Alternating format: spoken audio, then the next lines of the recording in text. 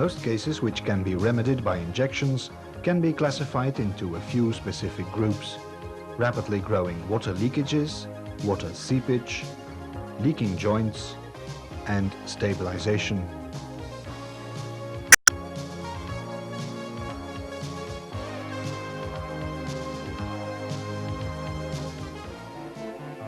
It must above all be avoided that dirt or wet should contact before TACS is injected. It's therefore of the utmost importance that all dirt that may be present be removed first. As TACS reacts with water, a number of important precautions must be taken, such as never let TACS contact with water before the actual injection. Always pre-mix in a clean and dry recipient. Always wear the usual protective clothing and gloves. The sealings of the barrels are designed in a way that seepage is impossible. It's therefore important to keep the barrels closed as long as possible.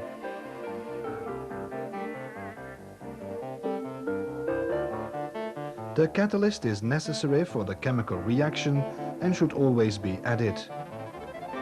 The more you add, the quicker the reaction will take place. But never add more than 10%.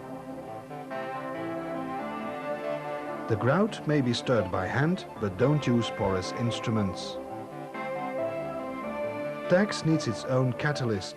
With a dosage between 1 and 10%, it's possible to influence the speed of the reaction. In the test, 3% is added on the one side and 10% on the other.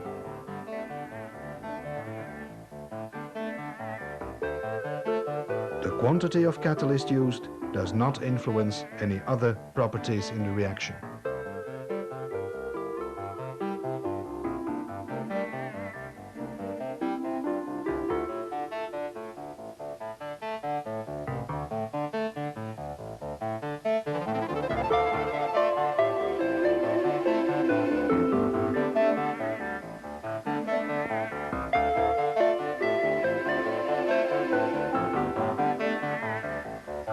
When using wet buckets, this will be the result.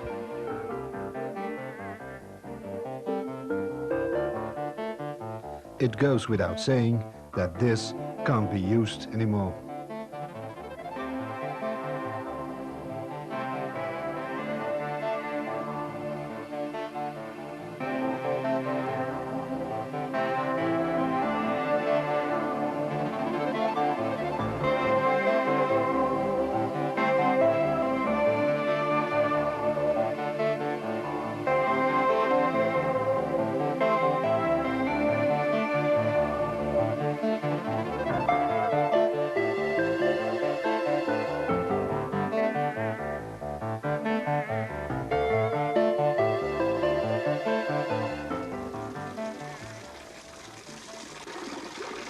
To carry out an injection, a hole is needed for that purpose.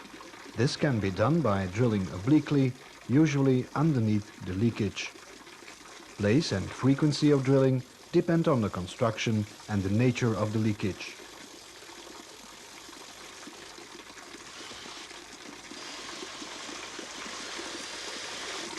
In the borehole, a packer is set up. By means of this accessory, TACS can be moved to the desired spot. The packer has a synthetic material casing that expands during tightening. That's how the borehole is cut off. The counterflow valve prevents the injected TACS to flush back.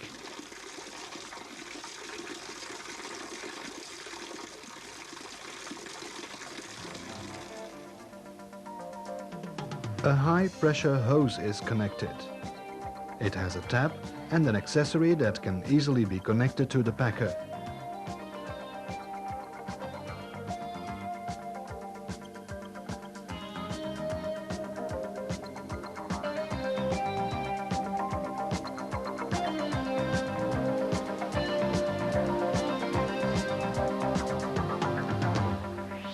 After the pump's been switched on, the tap's turned down. The actual injection has now begun. The pump pressure can be adjusted and depends on the construction, the volume of the leakage and the counter pressure of the water present. Pumping continues until a quantity of reacting tax overflows. Through boring in the right place and at the exact distance, and thanks to using the correct dose of catalyst, tax begins to react with the water present. Tax expands as a result of the water and blocks the hole. As can be seen in this subterranean construction, water seepage is a major problem. By studying the situation thoroughly beforehand, you can determine where the borehole should be. The injection holes thus shaped can again be cut off with a packer of the proper size.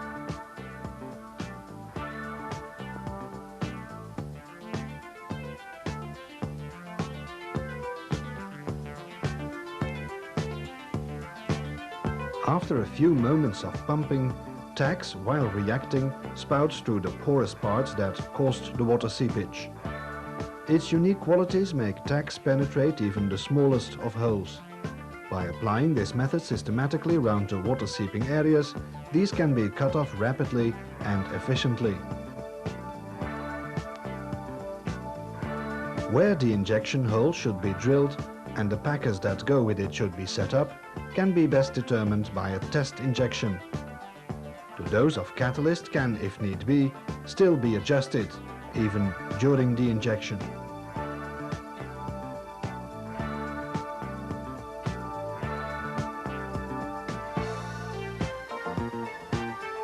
In on- and offshore constructions, major leakages often occur. They should be cut off quickly. A useful hint is to cut off the hole by means of a dry piece of cloth soaked in pre-mixed tax. And don't forget the catalyst.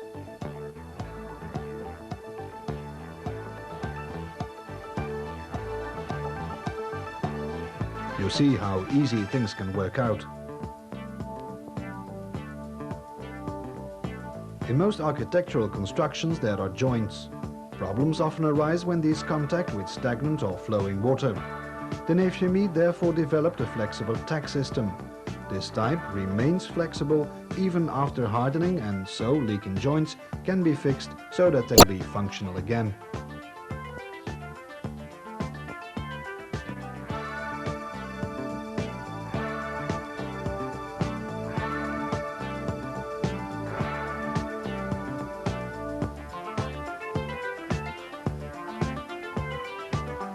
To seal up joints or cracks with a bigger volume, one may proceed like this. On regular distances, packers and tubes are set up.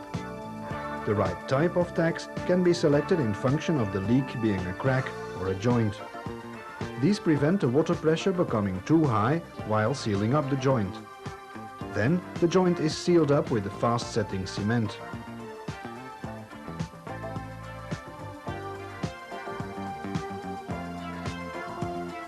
To inject efficiently, tax is first pumped in through the first packer until it flows out of the second tube. This operation is thus repeated until the crack or joint is completely sealed up.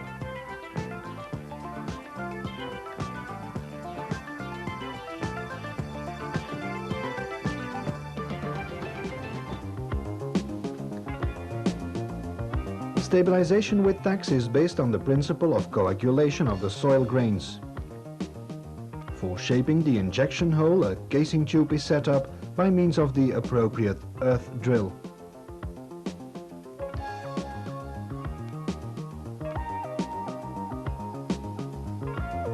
The earth drill used here has been designed to work from the inside of smaller constructions. This enables us to drill under foundations, for example from within a cellar.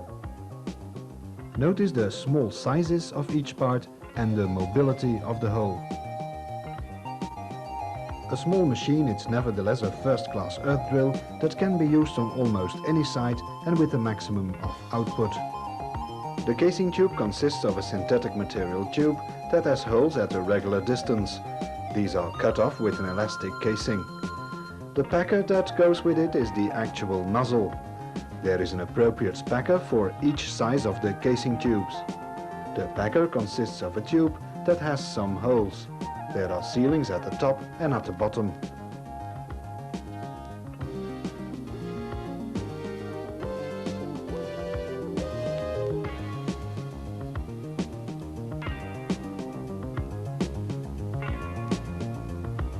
The injected tax will flow out of the packer through the injection holes. It will repel through the drilled holes the small synthetic material casing. This way, the soil round that hole that holds the packer is injected spherically. To prevent hardening within the casing tube, it's first filled with a washing agent. Take care never to use water. To the packer suited for a casing tube of this size are now attached the necessary extension pieces and the tab. Tags for soil stabilization, the appropriate catalyst, and the injection can go ahead. What pump pressure must be applied depends on the nature of the soil, the groundwater level, the permeability of the soil, and so on. The volume to be injected at each interval must be calculated. After a first injection, the packer is raised 33 centimeters. That is the distance between two synthetic material casings. By doing so, the packer's spouting holes come up to the level of the next spouting holes of the casing tube. The next injection can now start. Has the injection been successful, then the result should look like this. The casing tube has now been excavated. We compare a new casing tube with the injected one. By using this method, low resistance or saturated soil can be coagulated and turned into a lasting, stable subsoil surface for new constructions, restoration or damages.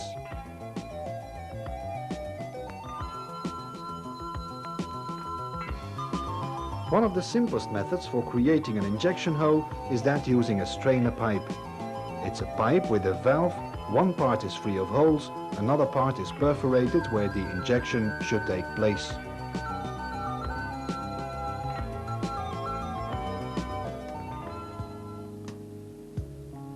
After injection, a washing agent should be poured through the pump and the hose. As tax reacts with water, it's of the utmost importance to service with care all parts of the pumps that have been used. It's advisable to perform this operation also before injection. Even the slightest drop of water or moisture contacting during injection with the bypass, main valve, pressure control valve or any other part may cause problems. The pumps are selected thus that all parts contacting with tags can easily be dismantled. Even on site, the pump can be dismantled to remove hardened tags from those parts that might have been blocked.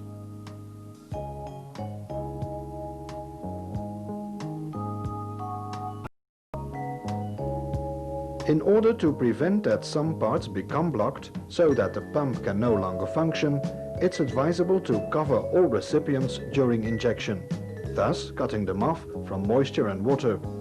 This also applies to recipients from which the injection takes place.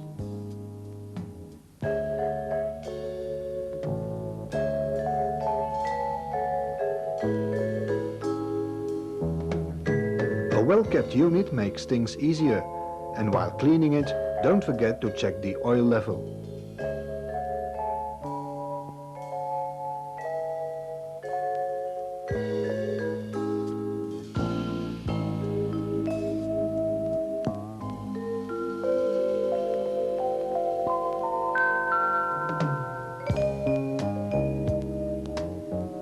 The single piston hand pump is really very simple and can be dismantled within a matter of moments.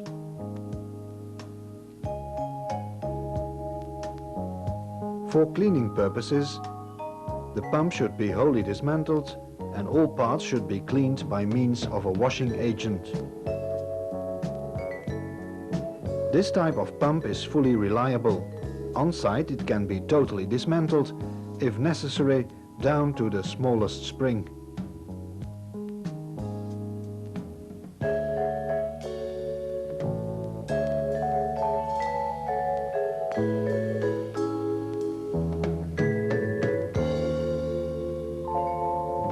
It's important to keep the pump's few parts well serviced. Hardened tax particles that come into contact with the inside of the pump might hinder its functioning properly.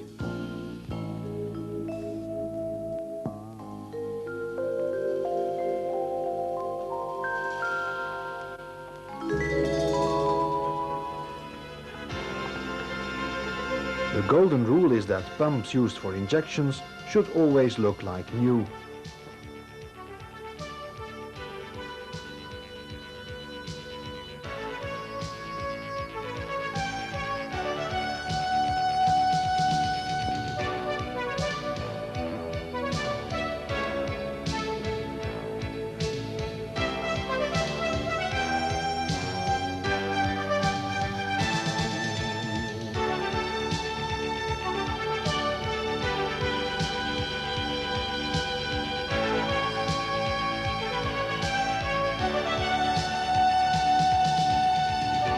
The double piston pump has a few more sealings. The spaces between the two pistons may become blocked, as well as that in an outlet.